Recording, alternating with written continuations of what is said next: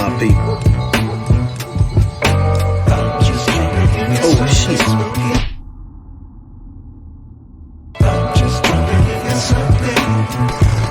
Man, they already shooting. Back at it again, talking about the Democrats and the Republicans and the government shutdown. Here is some of the research I found under the CBO of how they scoring this Obama health care. It's called the Affordable Care Act. Every year, the CBO do their estimate of how much that the act spent. They do their projections, and they know exactly how much that was added to the deficit, or did it bring down costs to the deficit. Since 2010, the Affordable Care Act has been expanding. Up under the Obama years, it expanded a whole lot. And up under Joe Biden years, it expanded a whole lot. So, the argument is that the Affordable Care Act needs to be expanded by $1.5 trillion. So, what's causing the Affordable Care Act to expand to Americans is because the illegal immigrants come in and they get asylum. When they come in and get asylum, they go to work, and they have to have health care in this country. So the Affordable Care Act also provides illegal immigrants. So basically, the government is shut down because we have over 20, some say 25 million illegal immigrants in this country. And we shut down again due to health care. So the argument always been that the Republicans want to get rid of the Obamacare. But the truth is that the Republicans cannot get rid of Obamacare unless they have 60 votes in the Senate. And they do not have 60 votes in the Senate to get rid of Obamacare. So that means that they will have to come together on Obamacare, because Obamacare is the law of the land. Money have to be funded to Obamacare. But the Republicans' argument is that if we add another $1 trillion to the budget, it's for the illegal immigrants, because the Democrats want to expand it and make it more affordable. But they need $1.5 trillion. That's what they're saying. But it's clearly the expansion is come from all the illegal immigrants in this country. So why do we have the government shut down for people that came in illegally? And we have maybe a few days left before food stamp run out for people that been here all their life. It's really not making any sense. And it's an argument out there that shouldn't be an argument. I think that Congress can come together and talk about these things. Since it was okay for them to come in through the Biden administration, I think that the government Congress need to come together and figure out how can they take care of these people instead of shutting down the government. And also, it's so many other things is being said out there. It's just so, politics have got so divisive right now.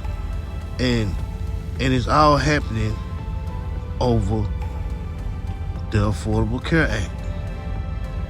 I can understand why the Republicans don't want to do it, don't want to add another $1 trillion to the deficit, because these people came in here illegally. And the Democrats, I can understand why they fighting, because they let them in.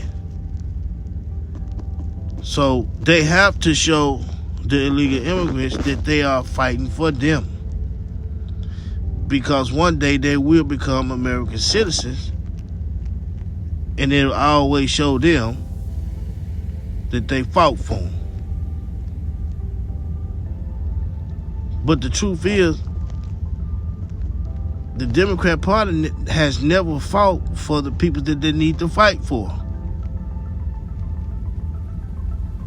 They're always fighting for others that come in this country.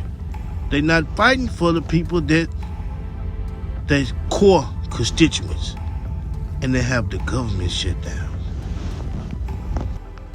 All right, I did my research on the $20 billion that the Trump administration sent over to Argentina during the shutdown. Argentina is like the hub where all the fentanyl is coming in at. When the fentanyl comes to Argentina, it goes up to Venezuela, that's north of Argentina. Argentina is becoming a U.S. ally to fight the war on fentanyl crisis. And China is where all of it comes from. China used the water and go directly to Argentina. Argentina moves the drugs up to Venezuela. From Venezuela, it goes over to Mexico. During the Joe Biden administration, we had got people from Africa, Venezuela, Argentina, Mexico, all came into the border. And they brought a lot of drugs into this country. So what Trump administration is doing with the $20 billion is fighting the war on fentanyl. It's going to be like a war on Venezuela about the fentanyl crisis that is causing so many American people to die. And it's all coming from Venezuela over to Mexico, coming up into the United States.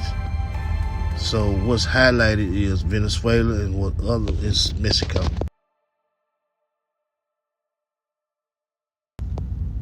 I did my research on the Abraham Accord. The Abraham Accord is Arab nations. It's one Arab nation that's causing all the other Arab nations to worry, and that is Iran. Iran is the bully. President Trump met with the prince in Saudi Arabia, and he assured them that Iran would not acquire a nuclear weapon.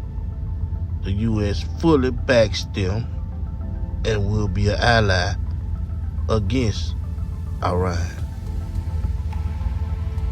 Saudi Arabia is the maker of the Qatar airplane, and they gifted President Trump with a Qatar airplane, $400 million jet. But the shakeup in the U.S. is that Trump wants to make that Qatar airplane Air Force One.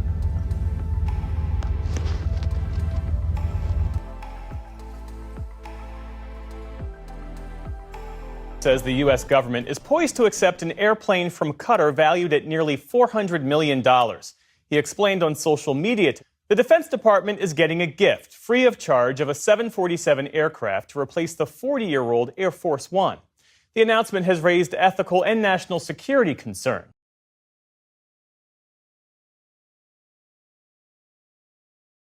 Food stamps set to expire this Saturday, the latest program to face funding hurdles during the government shutdown. More than 40 million Americans, roughly 1 in 8 people, could lose their benefits at the end of the month. Let's bring in the Secretary of Agriculture, Brooke Rollins, for more on this. Madam Secretary, thank you for being with us. Appreciate your time. So When you said you were in Pebble Beach, I thought you were in California. You're there in the Pebble Beach in front of the White House.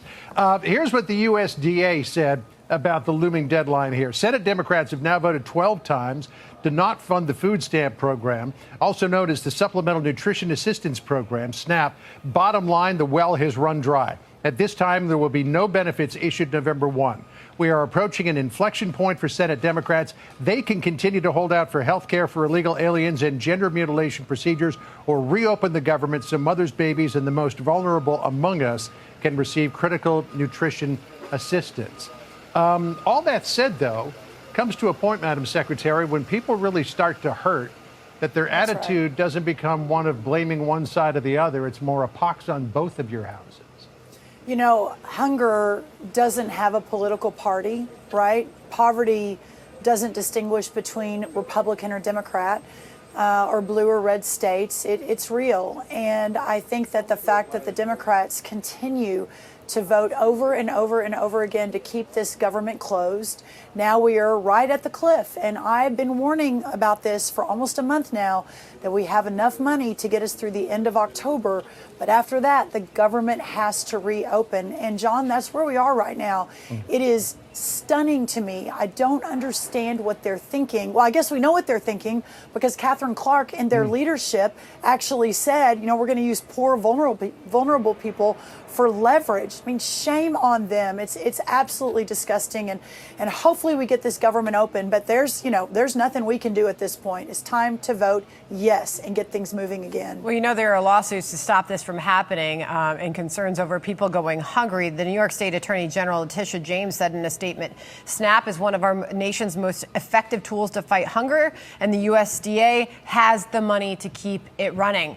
This is either it does or it does not statement. So, Madam Secretary, does the USDA have the money to keep this program should you choose to, or has the well truly run dry?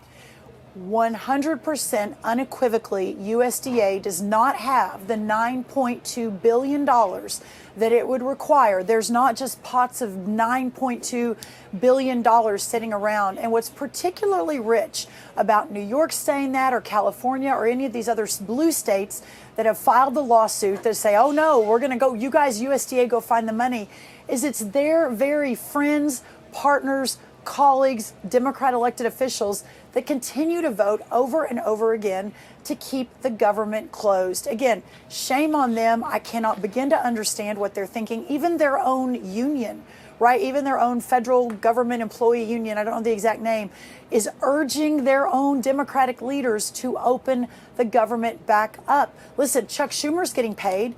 Alexandria Ocasio-Cortez is getting paid, but our air traffic controllers not getting paid. Our food stamp recipients are not going to get their benefit beginning Saturday. Our law enforcement, those that are keeping us safe, not getting paid. It's just, it's unbelievable. And I've never seen anything like this. It's surely they're going to change their mind and vote to open any day now.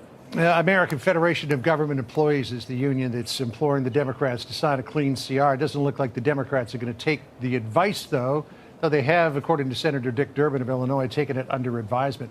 I want to ask you about another issue, not dealing with the shutdown, Madam Secretary, and this is the proposal that the president has been talking about to bring in some 80,000 metric tons of beef from Argentina to try to get prices down. There's obviously a shrunken cattle supply here, which is the reason why prices here are going up. But a lot of these ranchers are feeling betrayed. Destiny Weeks, an Oklahoma rancher, said this: it feels like a slap in the face to rural America. It makes you feel invisible and overlooked. And Justin Tappers, the president of the U.S. Cattlemen's Association, said a deal of this magnitude with Argentina would undercut the very foundation of our cattle industry. What do you say to cattle producers in this country? Yeah, there's a lot of frustration on both sides. This president has made it very clear that his promise to bring the cost of living, cost of goods down, beef continues to go up. But then you marry that with you said it, John, we've got the lowest herd in 75 years. And there's a lot of reasons for that: drought, the screw worm at the border, we've had to close the ports, et cetera. But listen, those goals are not mutually exclusive. And just last week, we released a 19-point plan on how we rebuild the herd. And and what needs to happen to do that. The Argentina comment right now, we consume 12 million metric tons of beef every single year in America. 2 million of that 12 million we have long imported. So the idea of importing a little bit more Argentinian beef from about 20,000 metric tons to 40,000 or maybe 60,000 out of the total 12 million will not do anything to compromise our ability to rebuild that cattle herd. For anyone to say, and again, knowing the frustration that's there, but there has been no one who has been more resolute, who has been more passionate about supporting rural America, about supporting our farmers and our ranchers than Donald Trump. And we see that over and over and over again. We'll get to a good resolution on this. I've already talked to a lot of our ranchers. We feel really good about the direction that we're heading. We're going to bring the cost of beef down, and we're also going to make sure we can expand the herd and continue supporting these great American ranchers who really are the fabric of American life. Yeah, to be clear, just some of the confusion I think that was caused with all of that was the president suggesting that the ranchers bring their prices down, and the ranchers said, this is the market sets the price of the beef. They don't control the price. I'll give you a final thought on that. Yeah, well, here's the bottom line. In America, we have not a cattle ranching problem. We actually do have a processing problem. We have 4 major companies, 2 are foreign owned, that process about 85% of our beef in this country. We have to open the market to the smaller processors around the country, get the food closer to the processing. It'll be healthier that way to begin with. We can open it up. We take off the regulation. We make it cheaper to do so. And again, we bring the cost of beef down while making sure these ranchers can continue to be profitable. Got it. All right, Madam Secretary, thank you so much. Ground beef at an all-time high, average $6.23 a pound. That's a lot of money for a lot of people. Madam Secretary, thanks. Appreciate the time. Thank you, John, so much.